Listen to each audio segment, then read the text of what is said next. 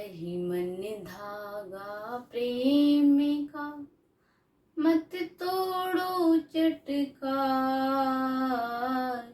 टूटे पर ये ना जुड़े, जुड़े गांठ पर जाए। जो प्रेम का धागा वो बहुत नाजुक होता है। एक तो है कि हमें इसे तोड़ने का प्रयास नहीं करना चाहिए। जो भी होता है ना कि अपने रिश्तों में जो भी चीज़ें गांठ बन रही है तो उसे एक तो गांठ बनने नहीं देना है। तो कह रहे हैं कबीर की जो प्रेम का धागा है उसमें यदि गांठ बन जाए तो कितना भी आप कोशिश कर ले वो गांठ ठीक नहीं होता। कई बार तो गांठ होता है कि ताउम्र के लिए हो जाता है। इसलिए कोशिश करनी चाहिए कि ऐसा कोई गांठ हमारे रिश्तों में ना बने। नमस्कार, शीतल हैप्पीनेस क्लब में आपका स्वागत है। और आज हम जिस टॉपिक पे बात कर रहे हैं उसका टॉपिक है how to deal with siblings.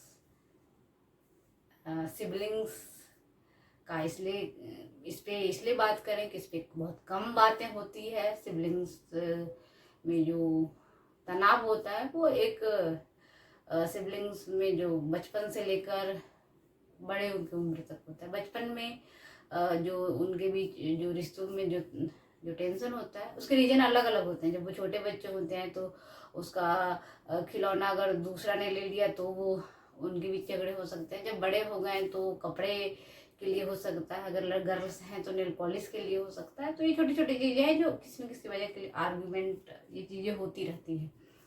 और बड़े हो जाते हैं तो अगर भाई हैं तो प्रॉपर्टी के लिए हो सकता है, तो और बहनें हैं तो किसी भी चीज़ के लिए हो सकता है। तो इसके लिए मैंने आज रिसर्च कर रही थी तो एक वेबसाइट पे जो चीज़ें मुझे मिली तो उसमें कई सारे टिप्स बताए गए हैं कि कैसे है जो सिबलिंग्स के बीच रिलेशन को थोड़ा ठीक कर सकते हैं।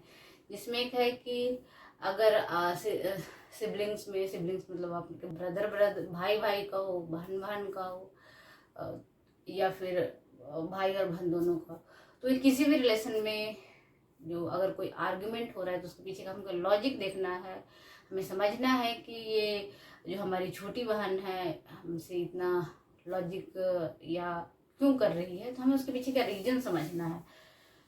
और कई बार होता है कि जो हमारे छोटी सिस्टर होती है उसे उसमें बचपना होता है, और यद्यपि वो अगर ज़्यादा अच्छी जगह से पढ़ी है, ज़्यादा अच्छी यूनिवर्सिटी से पढ़ी है, तो उसे लगता है कि हम तो भाई हमारे सोचने का प्रोसेस ही बहुत ज़्यादा एडवांस है तो मेरा तो क्या ही कहना। तो ऐसे लोग को समझना चाहिए कि बड़े अगर जो भी हैं वो रिश्तों में बड़े हैं, वो लाइफ के एक्सपीरियंस में वो आपसे बड़े हैं।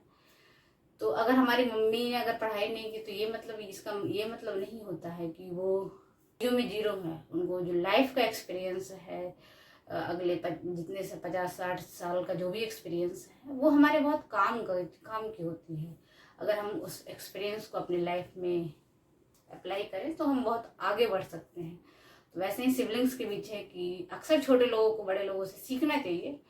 आइदर वो सैलरीड हो तो भी, सैलरीड नहीं हो तो भी। दूसरा चीज़ है कि अपने आप को शांत रखना है कि अगर छोटे भाई बहन ने ठीक है किसी बात के लिए आर्गुमेंट कर लिया तो बड़े लोग को चाहिए कि वो शांत रहें। अगर गुस्सा आ रहा है तो थाप लगाने का मन है तो बड़े लोग के तो एटलीस्ट ये भी पावर है कि वो थाप लगा ले देते हैं। लेकिन नहीं करना चाहिए ये सब कि आप अपने गुस्से पे कंट्रोल करिए। उसके लिए आप जिसमें गुस्सा आ रहा है उसमें बहुत तेज से सांस लीजिए। लेकिन मेरे भैया हमेशा कहा करते थे कि मुझसे चाह कर भी कोई झगड़ा नहीं कर सकता। तो इसलिए है कि अगर हम बड़े हैं और हमसे छोटे किसी बात के लिए उलझ रहे हैं तो ये हमारी रिस्पॉन्सिबिलिटी है कि उसको कट करें। और क्या कर सकते हैं, हमें समझने की कोशिश करनी है अपनी सिबलिंग को, चाहे वो छोटा है चाहे वो बड़ा है। कई बार उनके कुछ सीक्रेट्स हो सकते हैं। कई बार कुछ चीज़ें होती है कि वो अगर कुछ शेयर कर पा रहे हैं तो हमें उनका साथ सिंपैथी दिखाने की ज़रूरत है, उन्हें अटेंशन देने की ज़रूरत है। वो कुछ कह रहे हैं तो हमें अगर ध्यान से सुनेंगे नहीं तो अगर उनके लाइफ में उनके कुछ भी चीज़ों में अगर कोई प्रॉब्लम है तो हमें उन पे अटेंशन देने की ज़रूरत है। और हम क्या कर सकते हैं कि जो सिबलिंग्स के जो अच्छी चीज़ें हैं, कई बार अगर झगड़े में होता है कि गड़े मुर्दे उखाड़े जाते हैं। एक लोग दूसरे लोग को उखाड़ेंगे, दूसरे तीसरे को उखाड़ेंगे, तो इस तरह से हमारे झगड़े हैं और जो आर्ग्यूमेंट है वो बहुत ज़्यादा बड़ा हो जाता है। तो वैसे कंडीशन में हम जो उसकी पॉजिटिव चीज़ है, जो भी हमारे सिबलिंग्स हैं, जो भी हमारे भाई बहन हैं, उसमें हर किसी में होता है कि कुछ निगेटिव होते हैं, पैटर्न्स होते हैं जो हमें पसंद नहीं आता, लेकिन कोई बात नहीं, कुछ जो पॉजिटिव उसके क्वालिटी हैं, हम अगर उसको नोट डाउन कर पाएँ, उसको याद कर पाएँ कि अच्छा इसमें तो ये क्वालिटी है। तो क्वालिटी को याद करने से है कि जो फ्रिक्वेंसी है दो लोगों के बीच, ये झगड़े या आर्गुमेंट का सब वजह ही यही है कि फ्रिक्वेंसी नहीं मैच कर रही है।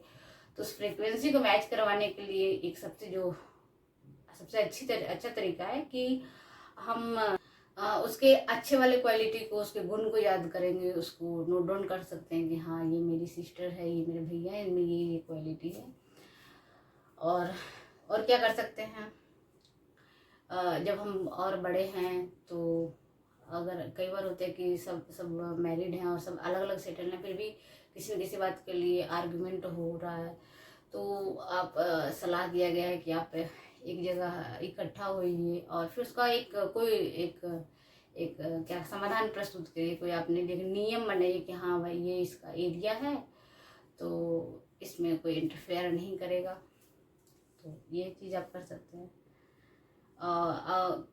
और भी क्या कर सकते हैं कि जो आर्गुमेंट, अपने सिबलिंग्स को अपना पर्सपेक्टिव बताना है कि अगर मैंने कुछ कहा था तुम्हें, तो मेरा कहने का मतलब ये नहीं था कि तुम जो समझ रहे।